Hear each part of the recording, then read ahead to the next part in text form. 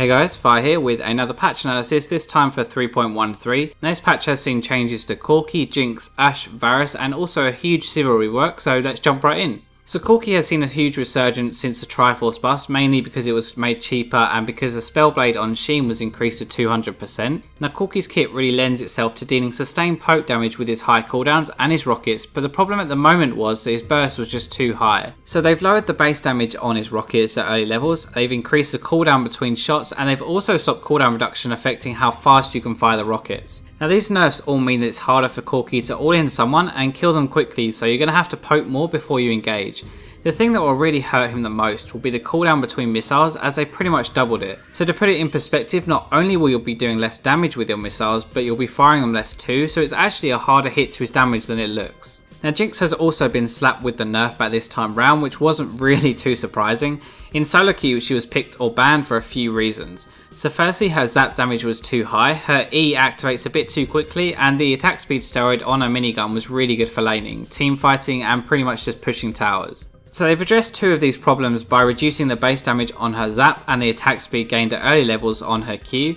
Now Zap still has a good AD ratio, meaning that it scales really well with items. They've just taken away some of the early damage before you get those items. The change to the minigun part of her Q only really affects early ranks of it, meaning that you have to be a little bit more careful when engaging the enemy AD in lane, and you won't be able to push turrets as quickly either. So these changes really mean that it's going to become more viable to start maxing your Q first for the extra range and attack speed, and then either max that Q out or switch over to maxing your W when you get a few items. Now the Ashe and Varus changes are pretty small, they've just reduced the mana costs of their ultimates to 100. This is actually pretty good for Ashe players because she has some serious mana problems in lane, and it often meant that you had to stop poking a while before you wanted to use your arrow if you're going to use it at 6. Now it's not really going to affect how much she is played, but it will mean she's more effective when she is played because she can use her volley more often and not have to worry about her mana as much. So the big change for ADs this patch was the rework to Sivir, and in my opinion it's pretty good, but there are a few bad things tied in too. So firstly, her Q is the same and untouched, but her W or ricochet is completely different. So it now means that when it's activated, the next 3 basic attacks will bounce to nearby enemies, dealing reduced damage each time it bounces. Now Spell Shield has also been changed, so it now costs no mana to cast, but it does give you less mana than it used to. So finally, her ultimate no longer grants attack speed to everyone, but instead just to Sivir when she has her W active, and it also gives diminishing movement speed to everyone around and now has no cast time either. So what they've really done with Sivir is to turn her from a burst champion to more of a huge AoE damage centric AD. Her W will bounce to every member of the enemy team if they are grouped together, and she'll get 3 of these ricochets off really quickly with her ult on 2. So this combined with her Q will actually be a huge amount of damage in team fights across everyone, and she also still has pretty good single target damage if someone runs straight at her, but she's pretty reliant on getting ahead early. In lane they've also somewhat solved her huge mana problems, so with the spell shield now casting no mana to cast, it means that you don't have to use it to block abilities when the enemy goes aggressive.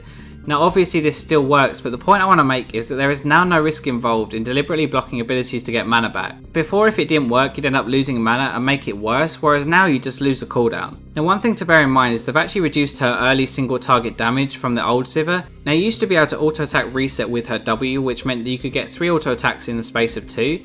For those of you who don't know what I mean by auto attack reset, it's literally just an ability that can be used straight after your auto attack, like Vayne's Tumble or Jax's W in Power, that lets you attack again without waiting for your auto attack cooldown. Now you can't actually do that anymore, which does hurt her trade potential, and so you're pretty much just relying on hitting your Q for all of your damage in lane. Just finally then, do I think we'll see her in competitive play soon with this new rework? The answer is probably not. Her kit just isn't as useful as other ADs, and if she falls behind it's very difficult for her to recover because she relies on dealing a huge amount of AoE damage and just simply won't have the damage to kill tankier targets without items. So that wraps up the analysis from the AD perspective on patch 3.13, and I hope you enjoyed the video. If you did, please do leave a thumbs up and also subscribe.